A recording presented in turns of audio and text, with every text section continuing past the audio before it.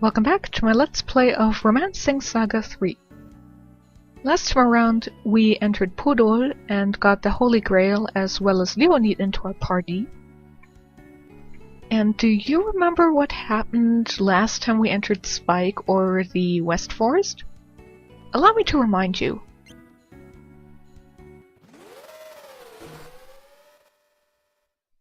By the way, at the bottom there is Leonid. That's part of his dying animation. He turns into dust and is literally taken from the battle if he dies during that battle. But as said before, he's only dead for that one battle. He gets resurrected afterwards.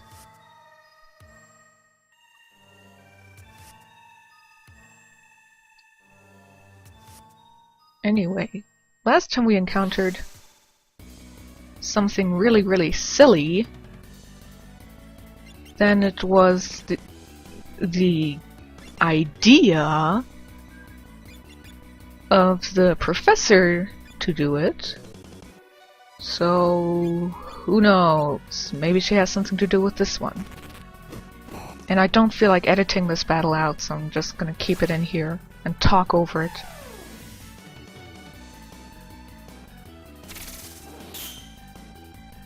Somebody dodged that.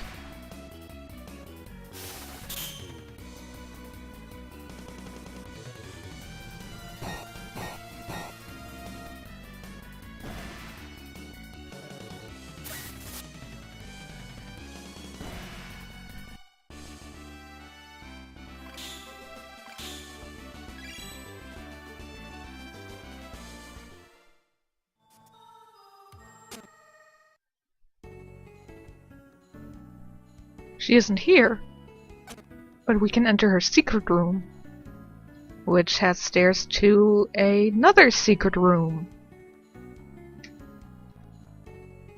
Oh, what have I done?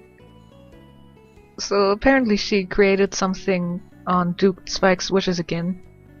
The Super Ultra Deluxe Final Romancing Dragon Machine. Of course, what she actually wanted to call it was the Hyper Golden Dragon Luxury Full Automatic Final... I can't quite figure out what the third word on third line's left one says. Virtual Romancing Tokimeki Dragon Machine. Which is a terrible mouthful. Yeah, we have to cheer her up. I mean, she's a genius, right? That's right. I am a genius! Yeah, I'm gonna go home. What? So apparently she has another prototype. Not in this store, but in this store. And she wants us to defeat the Dragon Machine. Also, as soon as you're run over once by the Dragon Machine, it gets listed here in the events as the Hyper Gold blah blah blah blah blah blah Dragon Machine, and then we have to defeat it. My other two events are closing the other 3 Abyss Gates and going into Buni's Den. I'm not sure if I'm going to go into Buni's Den by going through the mountain or doing the Gwaine battle. Also, the fight against the Dragon Machine will probably have tons of lag in it, so I apologize for that in advance.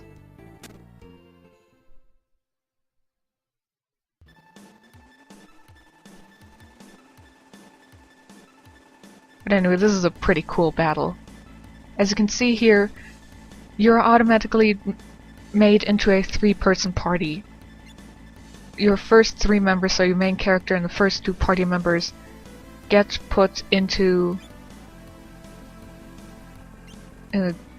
as your active party. If one of them gets KO'd during the battle, they are out. Also, we can sort of control the prototype, but it doesn't really do that much.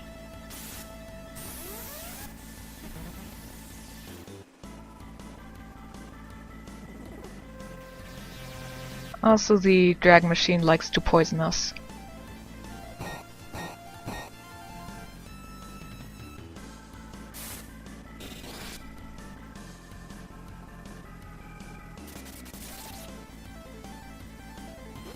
As for the prototype, I don't think it has any actual HP or TP that could run out or get it destroyed.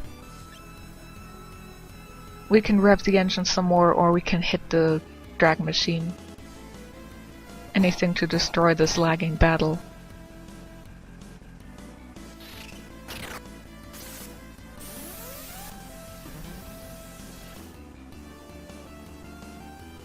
And I'm already done.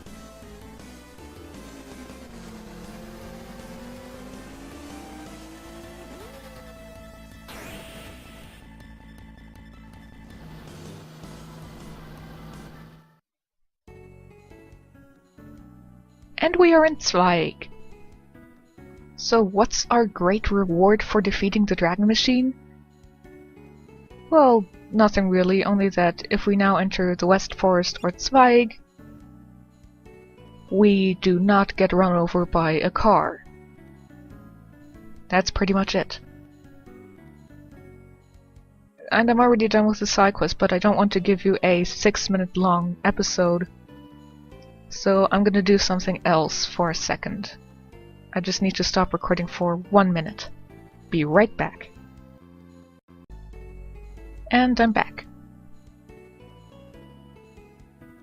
As you have probably noticed, I threw Nora out of my party, and she is now in Pidona. When you remove her from your Pidona, she returns to... Wait, let me try that again. If you remove her from your party, she returns to Pidona and into the blacksmith store. There we go. Also, more people.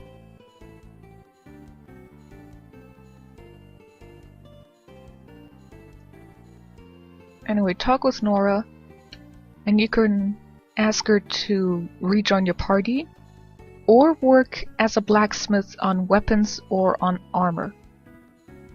If you ask Nora to work as a blacksmith, she cannot be rejoining your party. So she is permanently lost as a party member if you do this. Upside is, by the way, I'm gonna have her work on armors because I never had her work on armors before. Upside is that with her you now, I think, have all of the blacksmiths together, and the last few equipments that you can make are unlocked. As you can see here, I can finally make the feather boots, which require the tiny feather that I made sure to get in the Maximos episode. Also, I can only make the death bow by now, cause I'm having Leonid use a sword and he's using the dragon scale sword. Haha, his physical and magical defense is 66. However, as you can see on the green bar, his defense is really good.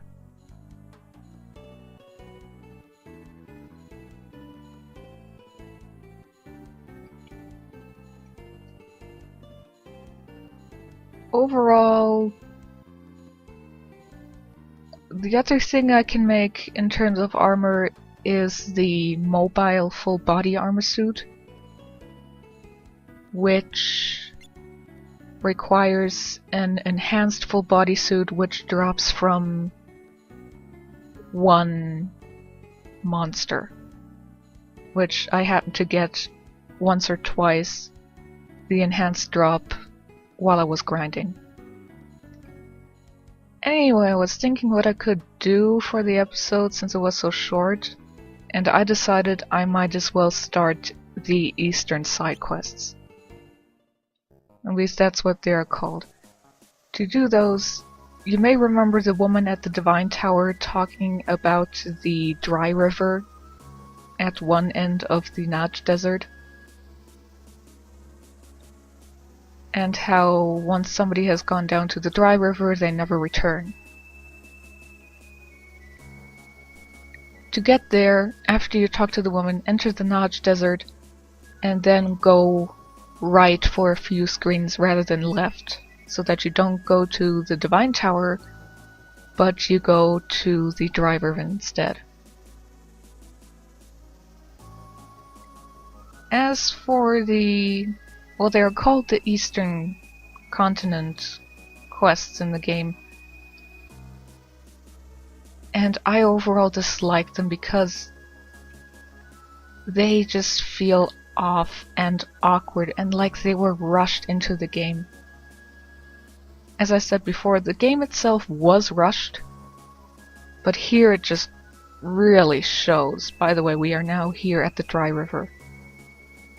Once we go down that waterfall there, we cannot return until we have finished the Eastern quests. By the way, the Eastern quests have to be done in order to unlock the final location and the final dungeon and finishing the game.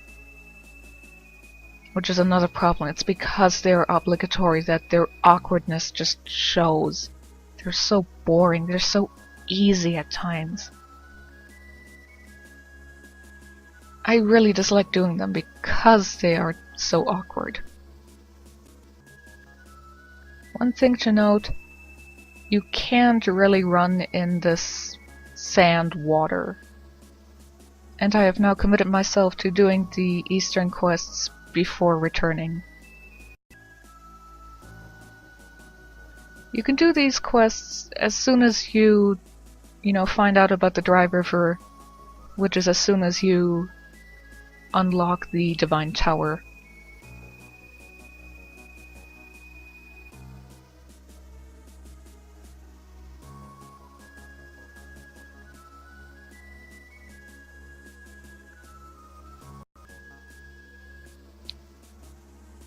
The Eastern side quests consist of 2 or 3 separate little quests that don't really add much to the story nor to the place that we're going to. It does give us the devil armor, but as with all the other relics, especially the Devil King ones, not really worth it.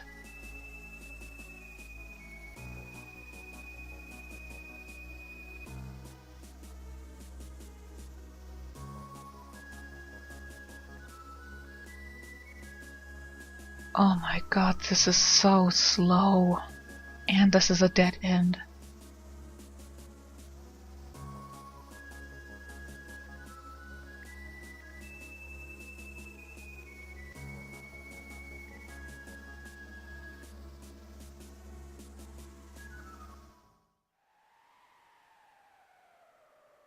At least I'm past that part. Now we are here in the Desert of Death. According to what I looked up, elves do spawn here,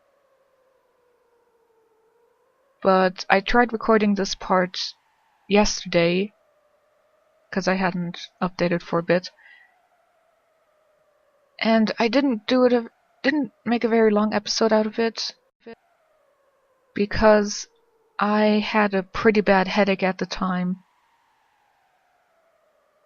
and I really just made the episode short, about 17 minutes. And I really didn't want to give you one where it was too obvious that I didn't really want to record at that point. And in that previous attempt I had tried to encounter some elves, but I had failed. Also, maybe it's because I have the game audio so low so you can hear my commentary. But the desert doesn't seem to have any proper background music. Ah, there we go.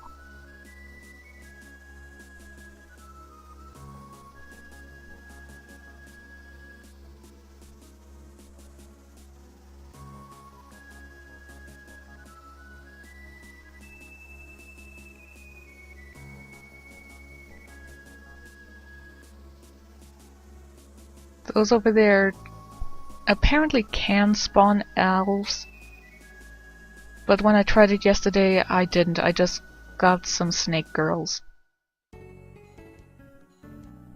And we are out of there. if we go back, there's a exit to the north here, which brings us to the Crystal Ruins, which is an... I don't really like saying optional anymore, because everything is optional. But it's a place that we can go to if we want, and this looks so boring. Really boring. Anyway, it brings us to a place that has no real purpose except some treasure, and none of the treasure is actually all that good. So I'm probably gonna skip it. Anyway, we are here in Mung Village.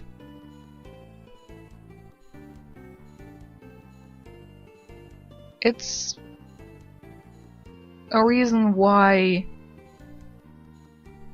this part of the game is labeled as the Eastern Quests, Eastern Continent Quests, because this and two other cities are obviously modeled to be Eastern, and yeah. Who are you calling weird looking, you little brat? I'm gonna call you Pearl. Of course, if you haven't played Ace Attorney, or if I had started my Ace Attorney games and my Let's Play of it so far that I was until the second case of Justice for All, you would know who I'm talking about. So the joke's kind of lost. Also, yes, this girl can become a party member. I'm not gonna do it though.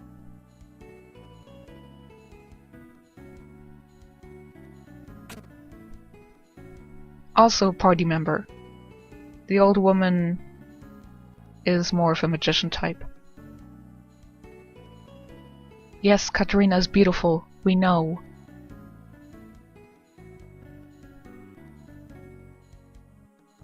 She asks us what we are doing here, and depending on when you do this quest, her answer varies. The only time you are actually forced here is towards the end of the game when you want to gain access to the final dungeon, at which point, when asked why we are here, Katarina will do a Super Mario RPG-esque storytelling movement thing. But here she just says that they went down the dry river and ended up here.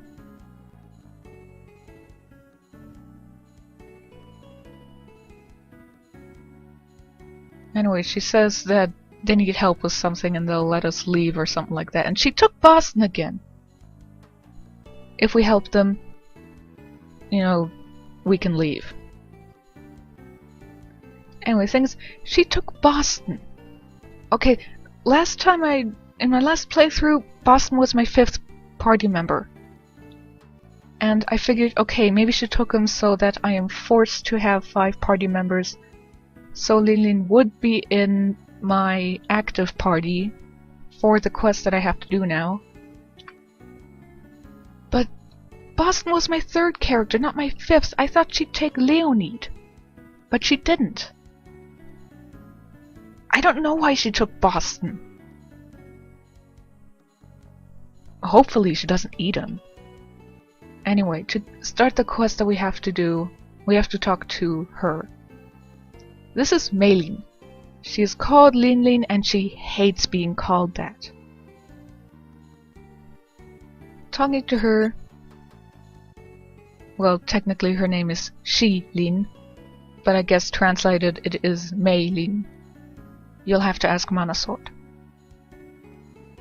Anyway, she's a decent enough bow user, but her equipment isn't really that great.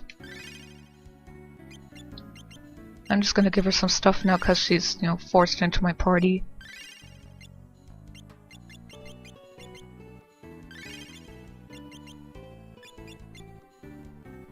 Also, she gives us the Psycho Helmet, which apparently lets us, you know, talk to the people that we have to talk to now. But otherwise, it's not really that important of a equipment or anything like that. Yeah, we now have to go to the Neft, and I don't remember if I have to go to the north or to the south. But I'm pretty sure I have to go to the north. So back out onto this grassy field. And to the north.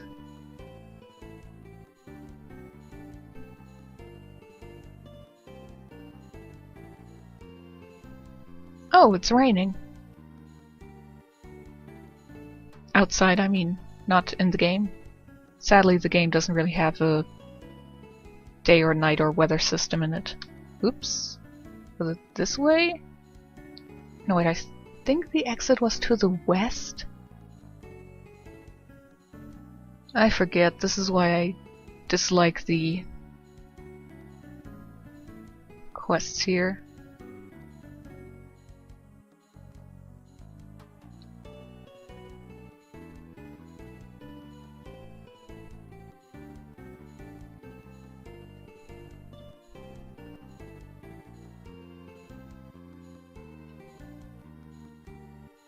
Or was it to the south aim after all? I think it was to the south.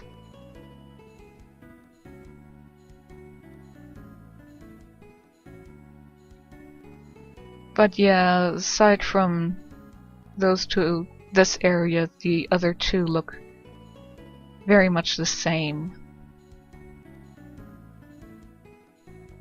It looks like the way I do when I start drawing something. I have this great idea, I have all these great details in my head. And then as I go on, I realize how annoying it would be to get all those details in, and then I just opt to put less details in until it looks like just something I've put together within 5 minutes. Our job here is to defeat 2 stationary Zelnams here. This here is a Zelnam.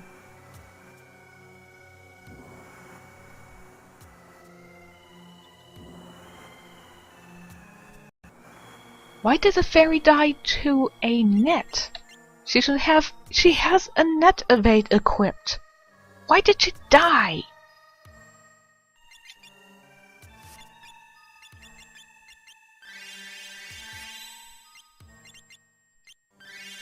And yes, my original plan was to get to Hmong village and heal up, but I forgot.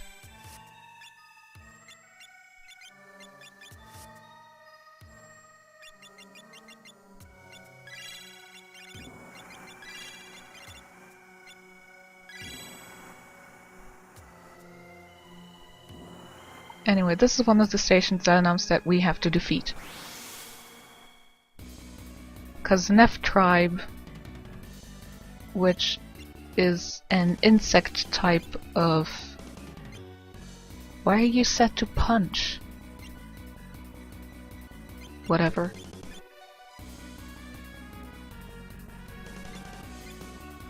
The Neft are an insect tribe, and apparently Zelnams are bullying them or something or other. Who cares?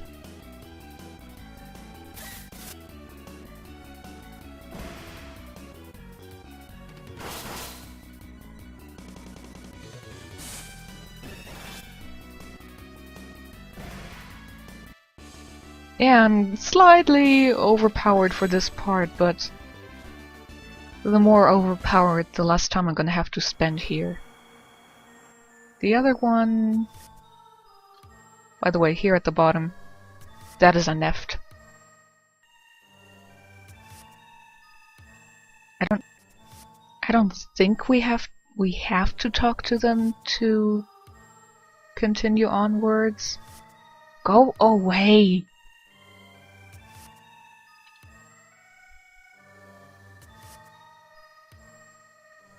You know, on the side, I've been playing Tales of Graces because after the overrated, broken battle system mess that was Vesperia, I kinda lost interest in the Tales of games and I decided, oh, whatever, I'll give Graces a try. I mean, I know one spoiler, which isn't really that much of a spoiler because it's kind of obvious pretty fast. And up to now, it's a nice enough game. It has its problems in that the fact that I think that the bosses are entirely unfairly balanced towards the party. Probably because the designers thought that everybody would be instantly knowledgeable how to use the dualizing system effectively to make overpowered equipment. Although this is the first time for me playing that game, I don't know how to play it. I don't understand the dualizing system that well.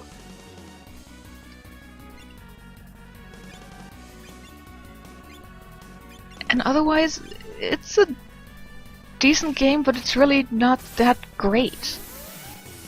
You know, it's not as fun or interesting or heart-rendering as Symphonia or Abyss was for me.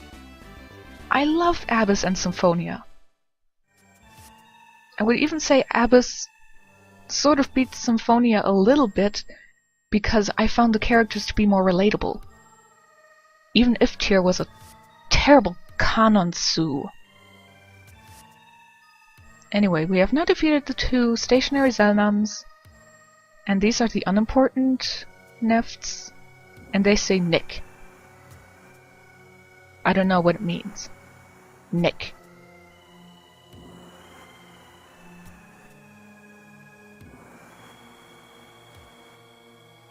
But anyway, we defeated them and now they are fine again, and this is the leader that I'm gonna talk to him just in case. He tells us that he and the Hmong village people were okay, but 600 years ago the Devil King came and then something happened and whatever.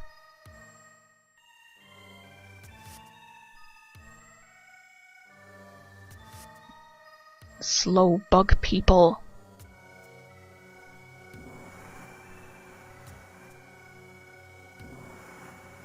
So anyway, yeah, I'm a bit annoyed of random encounters now because I had to deal with them so much in Graces. Then again, I'm thinking of making a Let's Play of Persona 2 Innocent Sin. Pretty much blind because I only started the game, but I figured, hey, why do I not make a Let's Play of a game that I haven't played before? You know, a blind playthrough, one that maybe will have me rage at times, but might be interesting to watch. And I can tell you the random encounter rate there is so bad, I'm contemplating if I'm even gonna cut out the battles if I do the Let's Play. By the way, talk to this woman and we have the free inn here. Leonine sleeps as a bag of dust. First thing I'm gonna do, since Lindin is not gonna be with us for any longer,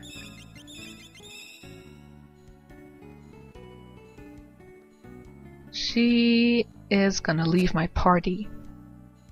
You haven't cooked my lobster yet, have you? She hasn't. Good.